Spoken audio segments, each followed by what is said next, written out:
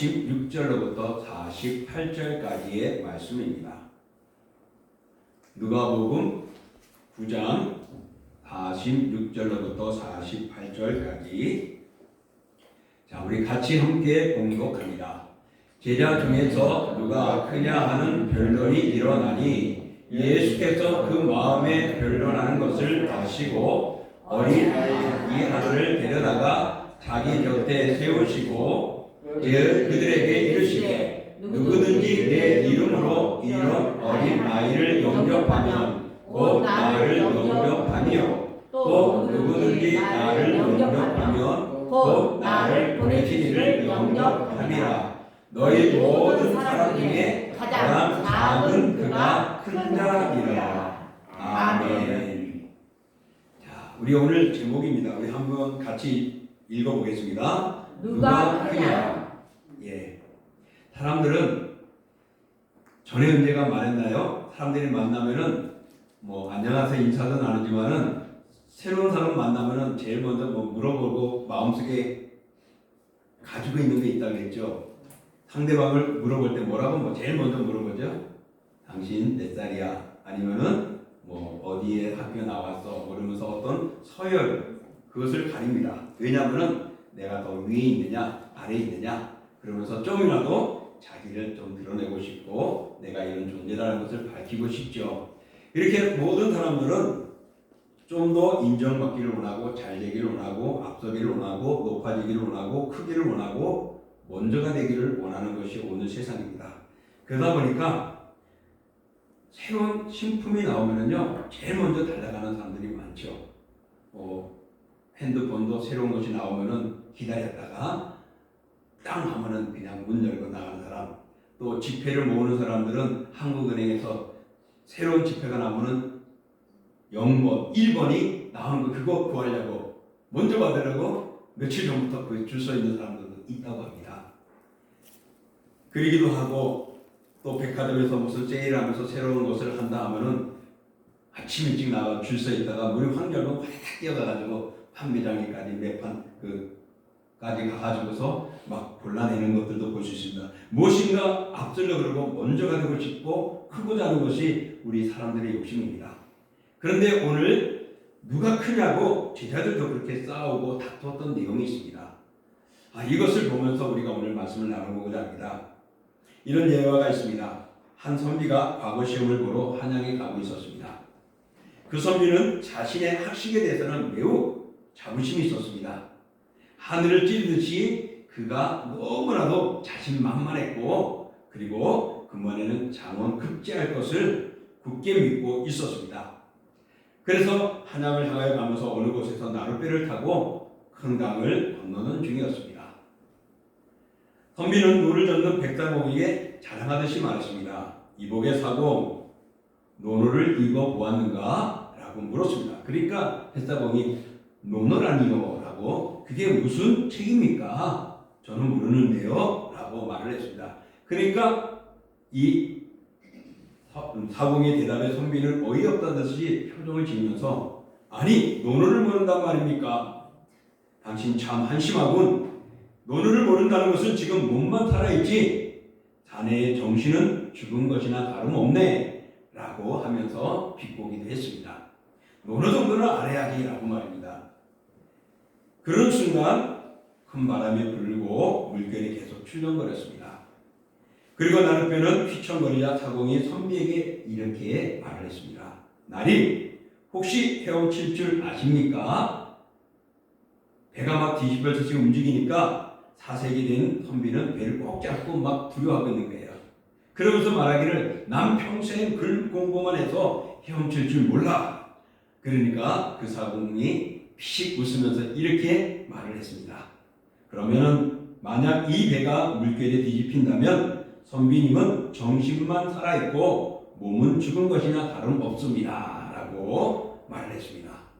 다행히 배는 무사히 강 건너편에 도착했다고 합니다.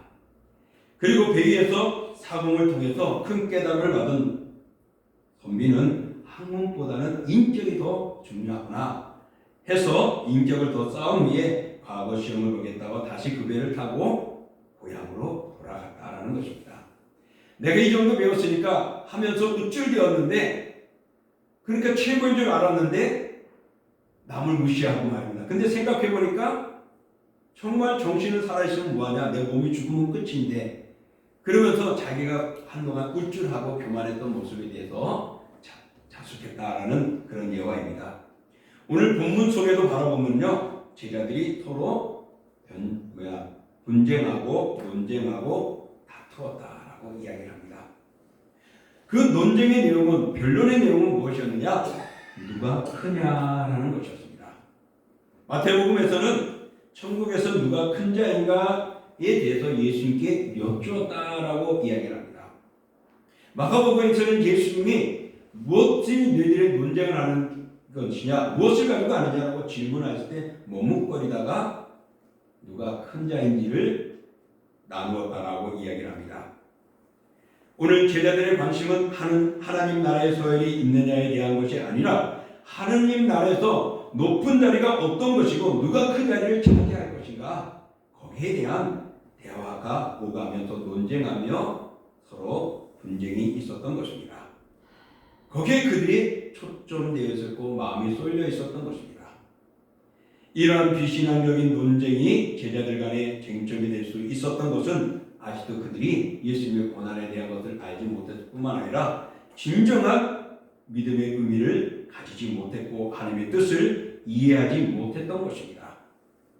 예수님은 이들의 변론하는 마음을 아시고는 옆에 있는 한 아이를 불러다가 자기 곁에 세우시고는 말씀하셨습니다. 오늘 읽었던 우리 48절의 말씀이죠. 우리 한번 다시 읽어볼까요? 그들에게 이르시되 누구든지 내 이름으로 이런 어린아이를 영접하면 곧 나를 영접하니요, 또 누구든지 나를 영접하면 곧 나를 보내신 이를 영접하니라. 너희 모든 사람 중에 가장 작은 그가 큰 자니라. 오늘 누가 크다고 서로 싸우는데 예수님은 누구를 비유하고 있습니까? 어린아이를 비유하면서 정말 어린아이와 같아야 된다. 그리고 그 어린아이를 영접하듯이 그런 영접하는 모습, 예수님을 영접하면은 곧 아버지를 영접하는 것이고 그 자가 바로 큰 자가다라고 말합니다. 그런데 큰 자가 되기 위해서는 오늘 누가복음은 사람 중에 가장 작은 그가 큰 자니라라고 말을 했어요. 그런데 마가복음에 보면 뭐라고 말하느냐?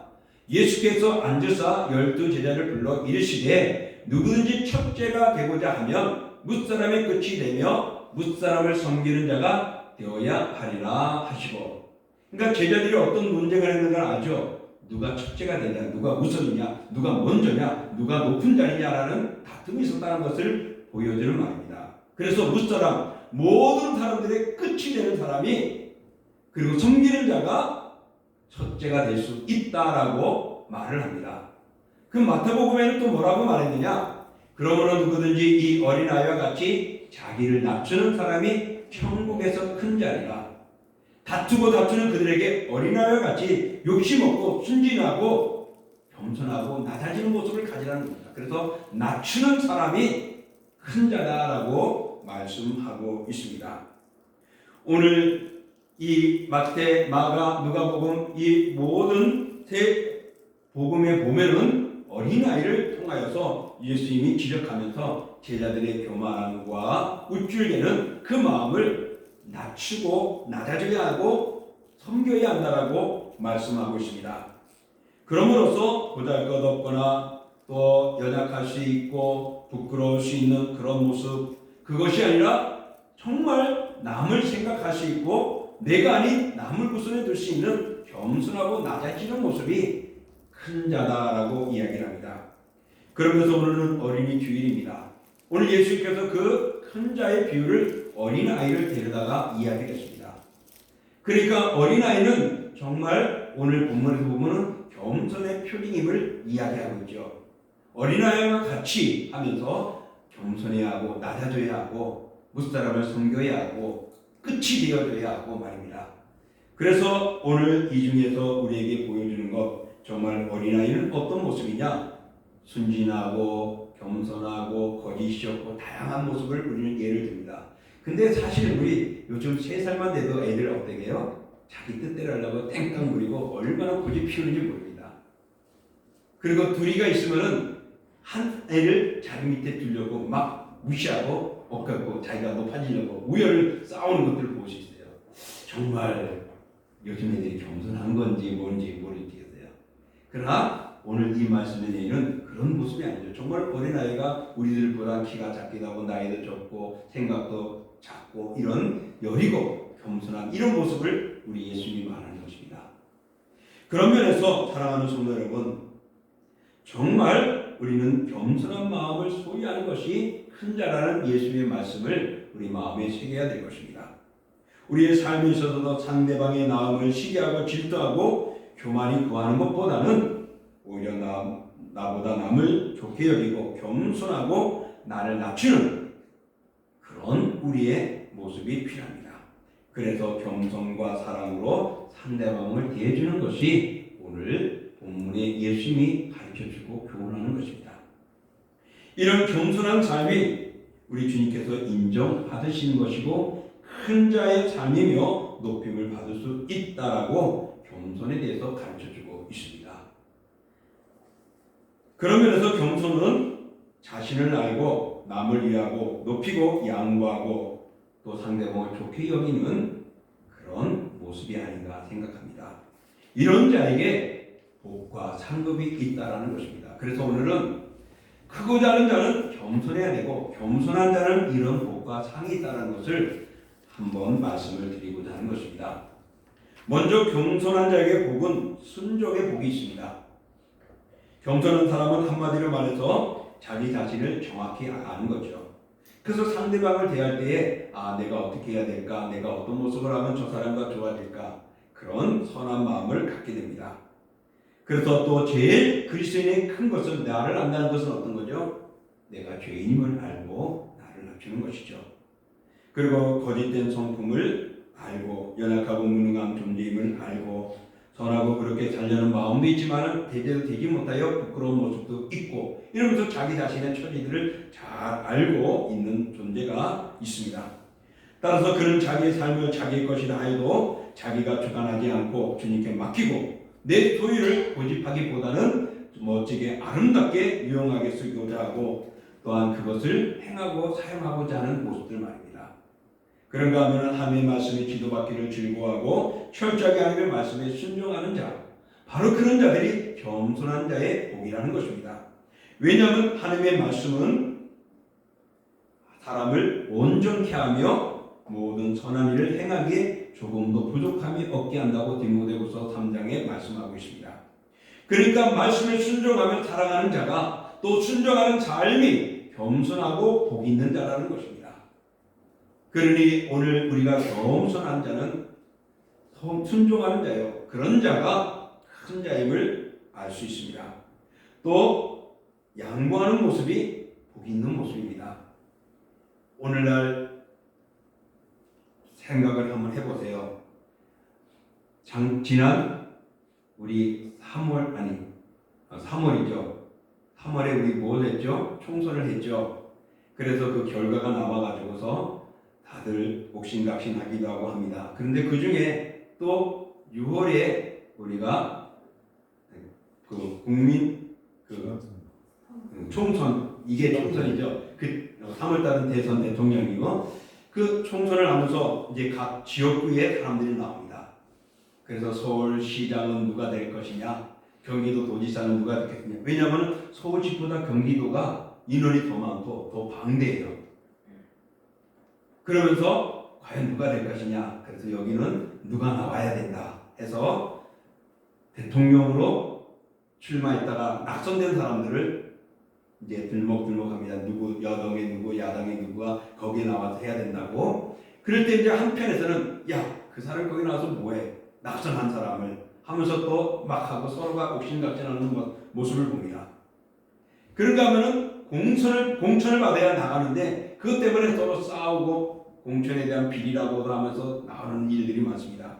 그래서 서로 다투고 상처받고 사람들에게 좋지 못한 이미지를 남기기도 하죠. 그러나 양보를 한다는 것은요, 그런 것들을 덮어줄 수 있고 용납할 수 있고 또 어지고 아름다운 모습입니다.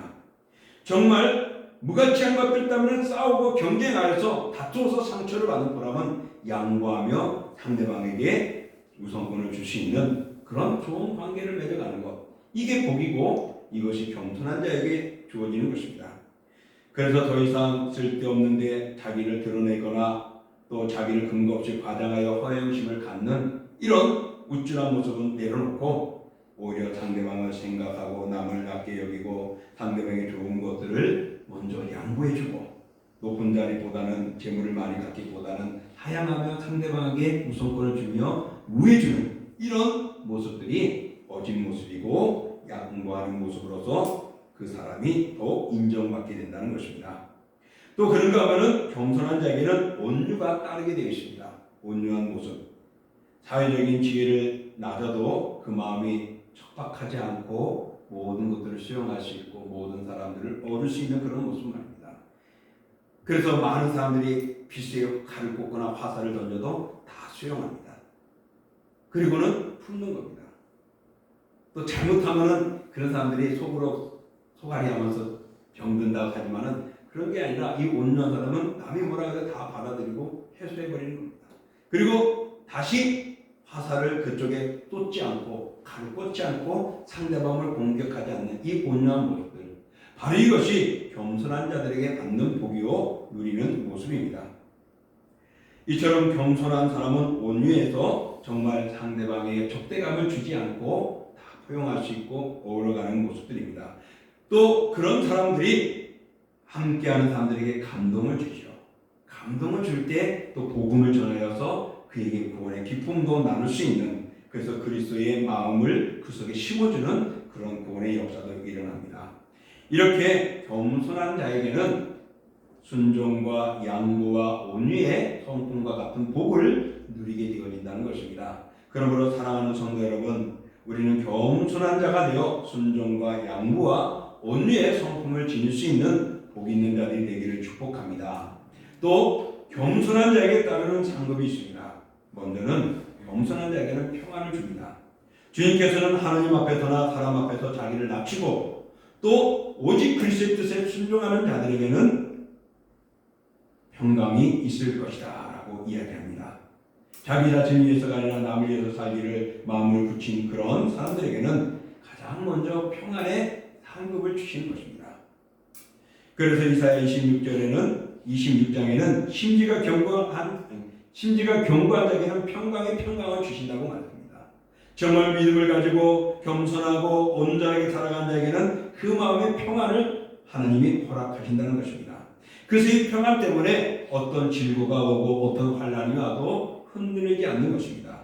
그런 근심 걱정이 가득한 속에서도 잘 헤쳐나가는 그런 은혜가 마음속에 풍성한 것입니다. 세상에는 환난과 근심과 걱정이 가득합니다. 저 사람 정도면 괜찮겠지 하지만은 그 사람을 바라보면 많은 고민과 걱정과 불안들이 있다라는 것입니다. 그런데 겸손하며 정말 믿음의 삶을 살아가는 자에게 하나님은 평안의 삶을 주어서 그 모든 고민 속에서 평안히 살아가도록 걱정 없이 살아갈 수 있도록 역사해 주시는 것입니다. 그러므로 겸손한 자에게는 모든 환난과 질고와 어려움 속에서도 평안한 마음으로 잘 감당하며 견뎌나갑니다. 또 두 번째로 겸손한 자에게는 천국이 따릅니다. 하나님의 나라가 따르는 것이죠. 우리가 잘 알고 있는 마태복음 5장 3절 보면은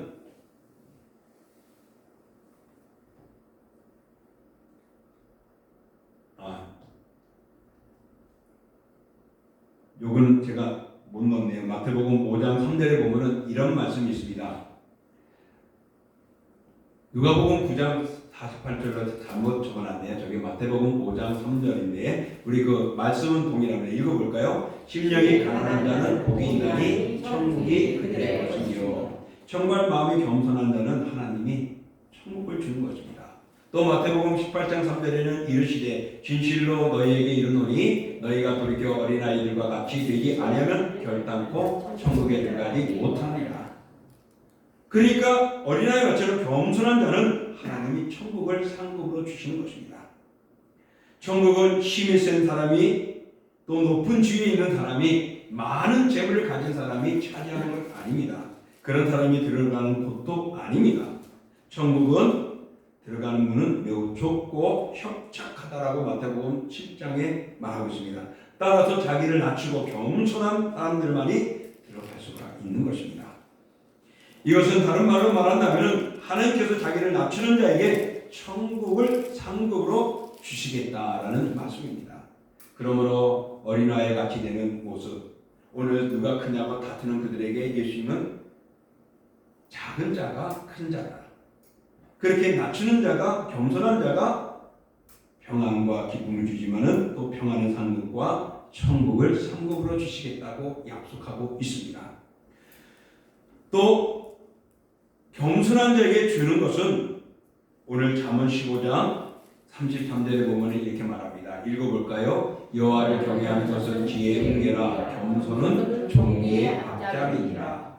그러니까 오늘 겸손한 자에게는 하나님께서 존귀함을 상급을 주시는 것입니다. 또 잠언 22장 4절에 보면은요, 겸손과 여호와를 경외함의 보상은 재물과 영광과 생명이니라. 우리에게 존귀하고 귀한 것들을 하나님은 상급으로 주십니다. 그러니 겸손한 것이 얼마나 우리 그리스도인의 아름다운 표본인가를 볼 수 있습니다. 그래서 예수 그리스도를 본받으라 그러죠. 그는 하나님과 동등됨을 취하지 아니하시고 낮아지고 낮아지셨다는 것입니다. 우리가 우리에게 죄 지은 자를 사하여 준 것 같이 우리 죄를 사하여 주시고, 정말 이처럼 남의 사람의 형편을 보고 그들을 바라보며 국률하는 마음을 갖는 자, 바로 그런 자에게는 하나님께서는 국률을 베풀어 주시고, 또 남을 높이는 것 같이 남을 높여주는 자를 통하여서 하나님은 우리를 높여주실 것입니다. 우리가 남을 위해 기꺼이 희생하면 희생한 만큼 주님께서도 우리를 위해 희생하시고 도와주시고 채워주실 것입니다. 그러므로 사랑하는 성도 여러분, 겸손한 자에게는 평안과 하늘나라와 존귀의 상을 받아 아름다운 삶을 이어가게 된다는 것을 기억하시면서 겸손한 삶을 살아가시기 원합니다. 왜 겸손해야 되느냐? 오늘 본문 말씀대로 천국에서 큰 자가 될 수 있기 때문에 그렇습니다. 다시 말하면 이 땅에 살아가는 동안은 우리가 큰 자로서 나를 자랑하거나 높이지 말고 낮아지고 겸손해지라는 것입니다. 세탁소에서 일어나는 일들 중에 하나의 일화를 든 게 있더라고요. 세탁소에 갓 들어온 새 옷걸이가 있었습니다. 근데 그 새 옷걸이에게 헌 옷걸이가 한마디를 툭 합니다. 이보게, 너는 옷걸이라는 사실을 한시도 잊지 말기를 바란다 라고 말합니다. 마치 먼저 와서 기득권을 갖고 있고 그러듯이 이제 막 들어온 신입생과 같은 새 옷걸이에게 말하는, 너는 옷걸이를 한시도 잊지 말라는 겁니다. 그러니까 새 옷걸이는 헌 옷걸이에게 말합니다. 이해가 되지 않아서 말합니다. 왜 옷걸이라는 것을 그렇게 강조하십니까? 라고요. 그러니까 헌 옷걸이가 이렇게 대답합니다. 잠깐 입혀지는 옷이 마치 자기의 신분이나 또 자기의 존재를 드러내는 것처럼 교만해질 때가 있단다. 그거는 너에게 잠시 걸렸다가 사라지는 것이지 네 자신은 옷걸이라는 걸 잊지 말라는 거죠. 그러니까 어떨 때는 우리에게 주어지는 물질이나 명예나 이런 것들이 영원할 것 같고 날 것 같고 그래서 어쩌라고 싶을 때도 있겠지만은 그거는 잠시로 사라지고 없어진다는 겁니다. 그렇기 때문에 너의 존재는 옷걸이인 것처럼 너의 존재는 그리스도인이라는 것을, 예수 그리스도를 믿는 하나님의 성도라는 것을 잊지 말라는 의미를 재해석해 볼 수가 있습니다. 그러므로 우리는 언제나 벗겨질지 모르는 세상의 신분이나 권력이나 돈이나 명예, 거기에 우리가 마치 전무인 것처럼 착각하지 말고 살아가라는 이 예화를 볼 때에 우리는 교만해서는 안 되겠다는 것입니다. 나를 낮춰야 된다는 것입니다. 하나님 앞에서는 더욱더 말할 것도 없고 하나님은 교만한 사람을 너무나도 싫어하십니다. 그래서 잠언 16장 5절에 이렇게 말합니다. 우리 같이 한번 읽어보겠습니다. 무릇 마음이 교만한 자를 여호와께서 미워하시나니 피차 손을 잡을지라도 벌을 면하지 못하리라. 오늘 교만한 자를 하나님은 미워하신다고 말합니다. 더 나아가서 베드로전서 5장 5절에 보면 이렇게 말합니다. 하나님은 교만한 자를 대적하시되 겸손한 자들에게는 은혜를 주신다. 대적한다는 건 무엇입니까?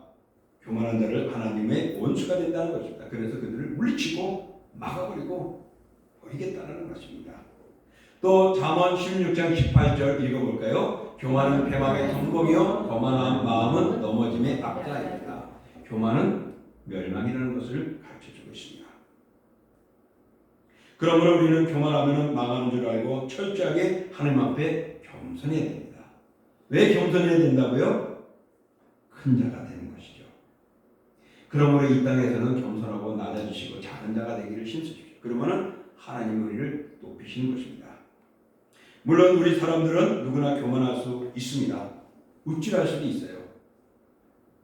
저도 어떨 때는 야 코로나 시대에 요즘 사람 몇 명 모여 그러면은 다 비슷비슷한 교회들이 이렇게 이야기하다 보면 몇 명 모여 그러면 그래도 우리가 조금 잘모이려면 우리는 한 이 정도 모여 그럴 때도 있고 또 어떨 때는 좀 창피하면은 한 두세 명, 5명 더 이렇게 인원 몰려가지고 보편적으로 한 이 정도 자도 돼 그냥 이렇게 말할 때가 있어요. 그게 나를 드러내거나 우쭐하는 교만한 모습이라는 것입니다.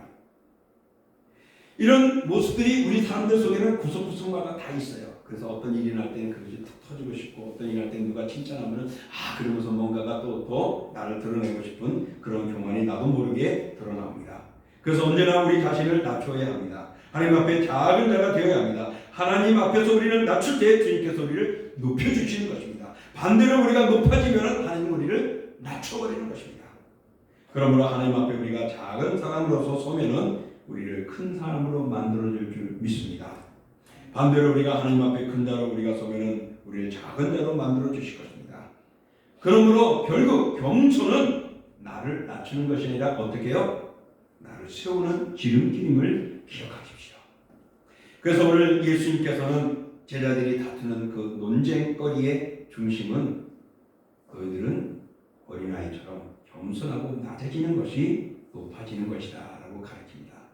어린이 주일에 우리 정말 어린아이같이 겸손할 수 있고 순진할 수 있는 그런 모습으로 낮아짐으로 우리는 큰 자가 되기를 원합니다. 그러므로 어린아이같이 겸손으로 큰 자가 되시기를 주님의 이름으로 축복합니다. 우리 같이 오늘 말씀을 생각하며 우리 합심으로 기도하겠습니다. 정말 우리들이 이 세상에 살아가다 보면은 교만하고 굴줄할 때가 있고 또 어느샌가 하나님보다 내가 더 우선이 되고 정말 자랑스러워할 때가 있습니다. 그러나 오늘 주님께서는 그런 자는 낮아질 수밖에 없다고 말합니다. 낮아진 자는 큰 자가 된다고 말합니다. 그러므로 겸손과 낮아지고 작아지는 모습으로 하나님 살아가는 이런 신앙의 품성을 갖게 하시고 그런 신앙의 인격을 가지고 하나님 주님 앞에 인정받는 삶을 살게 해달라고 우리 같이 기도하면서 또 한 가지는 우리 오늘 어린이 주일인데 어린이들에게 이렇게 축복해줄 일이 없어졌어요. 그래서 주일학교가 다시금 하나님 어린아이들이 일어나서 그들이 정말 많이 우리 교회에 있어 다음 세대를 이어갈 수 있게 해달라고 오늘 말씀대로 낮아지고 겸손한 모습 어린 주일학교가 하나님 일어나게 해달라고 우리 같이 합심으로 기도하겠습니다. 존귀하고 거룩하신 주 하나님 아버지 감사합니다. 주의 은혜와 사랑을 저희를 주시고 주의 영광을 넘겨 이름이 참되게 해주십니다. 하나님 아버지 하나님의 말씀으로 예수께서 기다리는 그 자리에 정말 그 원인이 무엇인가를 알고는 낮아지셔야 하고 겸손해야 한다고 말씀합니다. 정말 우리를 높아주시고 내가 되시고 높은 자리에 우리를 인정하시고